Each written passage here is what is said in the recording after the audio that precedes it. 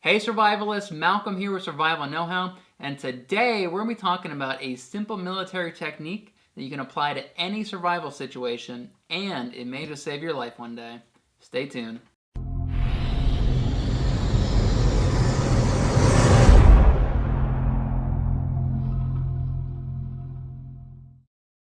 So this simple technique was developed by the military to help assess a rapidly changing situation and environment. It's used by soldiers with boots on the ground all the way up to generals who are orchestrating these major campaigns and invasions. So this technique was created by Colonel John Boyd. He was an Air Force dogfighter in the Korean War.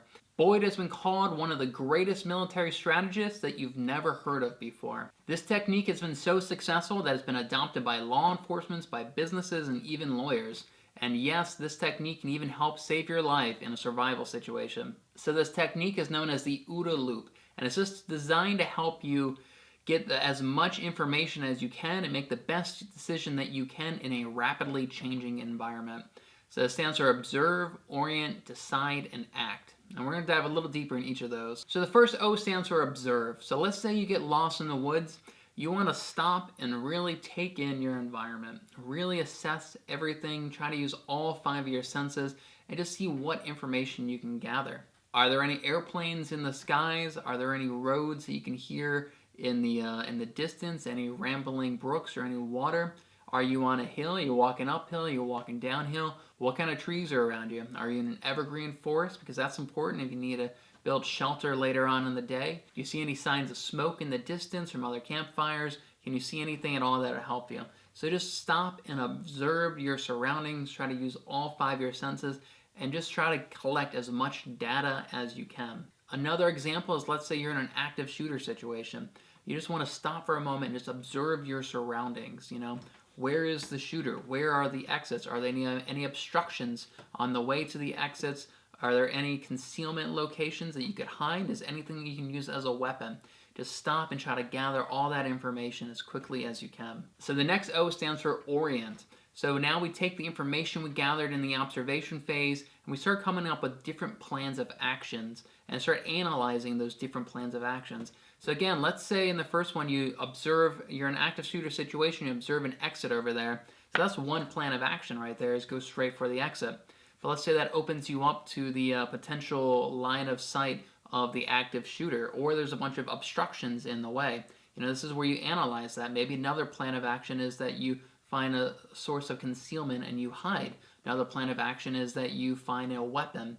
These are different plans of actions based on the information that you gathered in the first stage. The orientation is actually the most important step in the OODA Loop technique.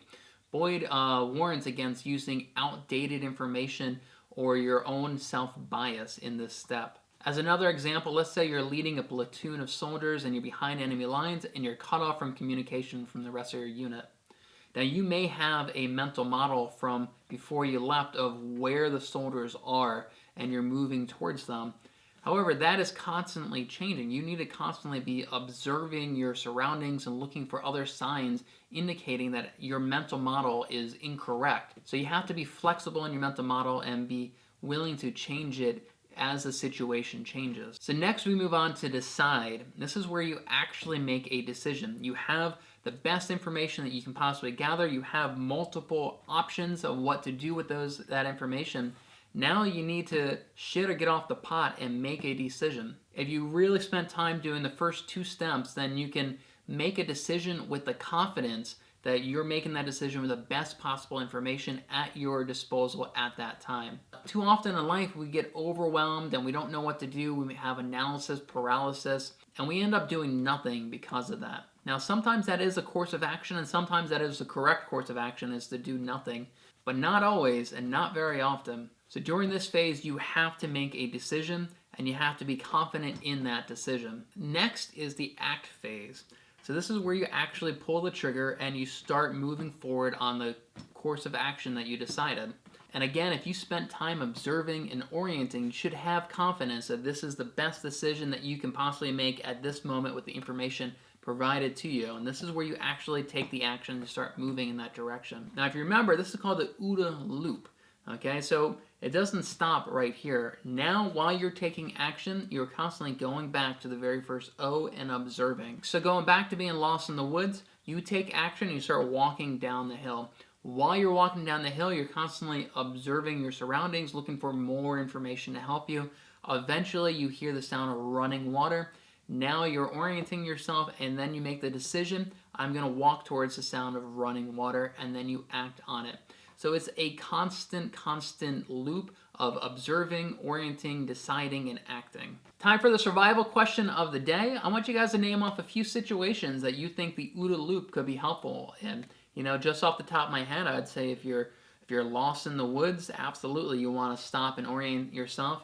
Let's say you're camping and you lose your source of fire, right? That's definitely a situation where you really have to stop and orient yourself, observe, and see what your options are. And as always, I'd love to hear your opinion as well down in the comments below. And I'll see you guys in the next video. So long.